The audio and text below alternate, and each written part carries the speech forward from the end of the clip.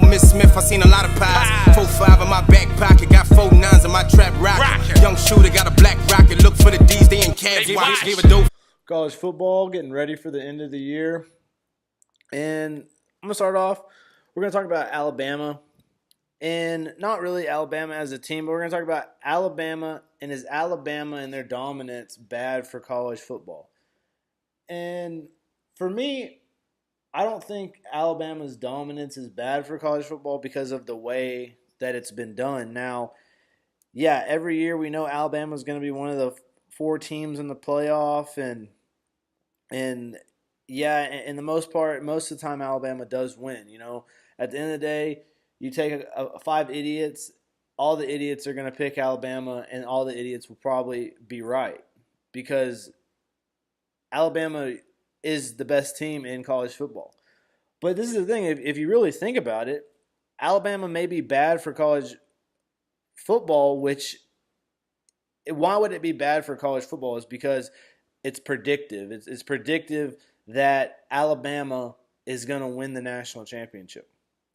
So, but that's really a bad way to look at it is that their dominance is bad for college football because you think they're going to make it to the playoff every year because we've seen with Alabama what has happened year to year. You know, last year, like it's been different almost every year. Last year they lost to Auburn, didn't play in the SEC championship game, but still made the playoff and won. 2 years ago, lost to Clemson in the national championship game after going undefeated all year, I think. And then the year before that, they beat Clemson that year. The year before that, they lost to Ohio State in the round of 4. And then I think the year before that was when Nick Marshall led Auburn, which obviously beat Alabama, led Auburn to the national championship, and they played Jameis Winston's Florida State team. So, and then, you know, before that, I'm pretty sure Alabama was there almost every year. I know in 2009 they won. 2010, I can't really remember. I think they won, though. 12, they beat Notre Dame. 12 or 13, they beat Notre Dame in a blowout. But for the most part, yeah, those, and then they beat LSU one of those championships, which that was a really good one. Because I think, if I'm not mistaken, I think LSU won the first game, and then Alabama won the national championship. But, anyways, I just like the second question is okay. So if Alabama's bad for college football, it must be because of, you know, why are you watching college football? Are you watching college football as just something to do on Saturdays? You know, are you watching college football and you have a favorite team? And obviously, if you have a favorite team and you're having to think, oh, Alabama makes it every year. Like, think about if you're a fan of the SEC and you're like, man, well, Alabama's going to win every year. Like, unless you're Georgia, you know, Georgia's the only team that really has a shot at making it because they play in the other division. If they played Alabama during the year, they would be just like LSU almost every year, where LSU is in a position where they get slaughtered by Alabama every year. They build that game up every single year, and then they get slaughtered by Alabama. And, you know, if Georgia was in that same position, could that same thing happen to them? You know, the hype that Georgia and Alabama have is because Alabama doesn't usually play Georgia during the year, and then they'll meet in the SEC championship game. And that didn't happen last year because Auburn made it. You know, and there's been multiple years where Auburn has beat. You know, Auburn is Alabama's one kryptonite. Now, Ole Miss has been very good against Alabama. They didn't do good against them this year, but in the past, Alabama has lost to Ole Miss or Auburn. Like, those two teams, they have issues with. But everybody else, they kind of just coast along.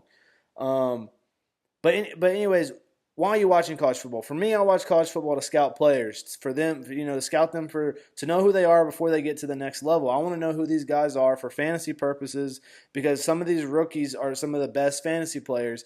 And there's a lot of people that don't trust people that they don't know. And so if you already create a I guess you'd say, you know, player-fan relationship with these guys earlier on, and understanding who they are and understanding what they bring to the table, what they do for their team, is going to help you in fantasy football, is going to help you knowing them better at the NFL level faster than other people will know them. And that's why I watch college football the way I do. That's part of the reason why I watch so much college basketball.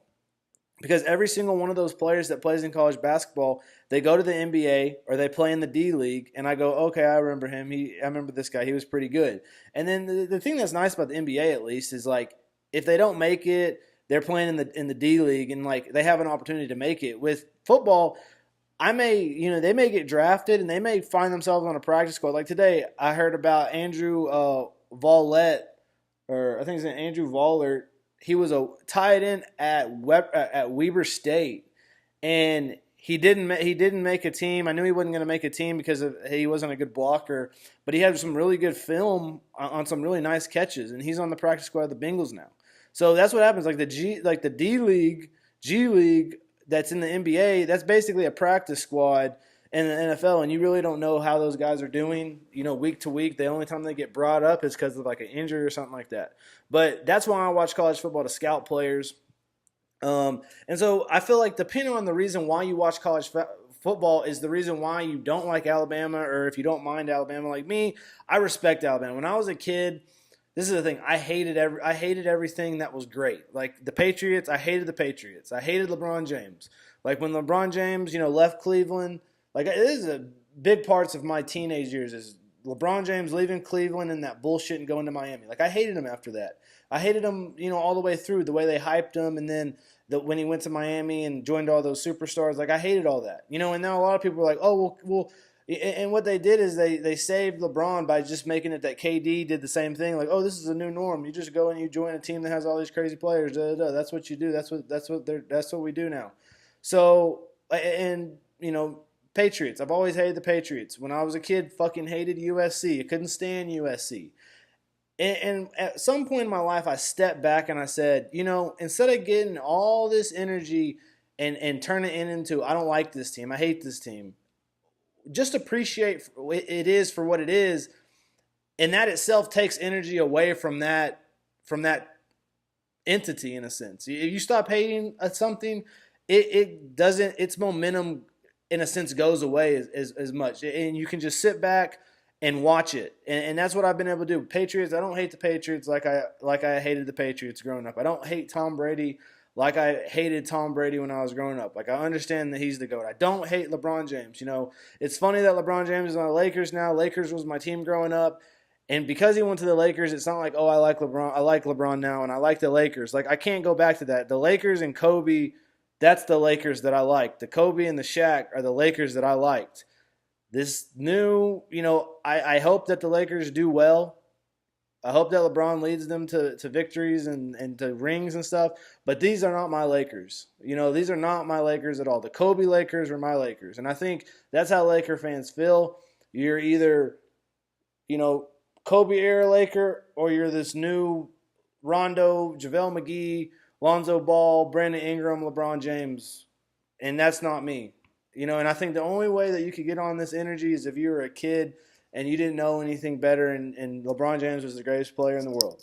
Just like when I was a kid, Kobe Bryant, greatest player in the world. All right, so this is who we're gonna flock behind. So those things are gonna continue to happen throughout. So don't give those entity the energy to continue, hope in the back of your mind that they will fail, but understand, don't hate those, because then you just waste all this time hating this greatness that you, instead of saying, oh, fuck this, I hate this, and oh, this guy's this and this guy's that, just take it for what it is. Like, hey, I got to witness Alabama from 2009 to 2022 dominate college football. There's not been a team that's dominated college football like this, and there never will be again. So instead of sitting there hating it, instead of sitting there wanting it to be over, appreciate it is for what it is, because at one day LeBron James will no longer be in the NBA.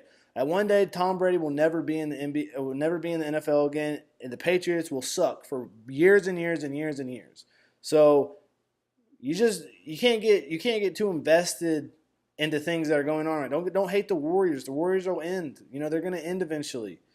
Don't create all this energy just to put it into something else, because there's going to be a new entity. There's going to be a new something else.